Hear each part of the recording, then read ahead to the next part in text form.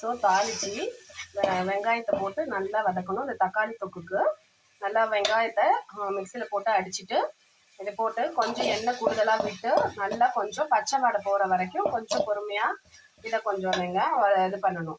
இதில் கொஞ்சம் மேலே வரைக்கும் எண்ணெய் விடுற வரைக்கும் நல்லா அந்த பச்சை வாடை போக நல்லா ஃப்ரை பண்ணிவிட்டு அதுக்கப்புறமேட்டுக்கு நம்ம வச்சுருக்கிற இந்த தக்காளி தொக்கை எடுத்து அதில் ஊற்றிடணும். பாருங்க ஃப்ரெண்ட்ஸ், நல்லா எண்ணெய் விட்டு சிம்மில் வதங்கிட்டு எண்ணெய் கொஞ்சம் பிரிய ஆரம்பிச்சிட்டு இது வரைக்கும் நல்லா சிம்மில் வச்சு கொஞ்சம் வதக்கணும். இது முடிச்சுட்டு அதுக்கப்புறமேட்டுக்கு நீங்கள் அரைச்சி வச்ச தக்காளி பேஸ்ட்டை ஊற்றிடுங்க. மினிட்ஸ் நல்லா கொஞ்சம்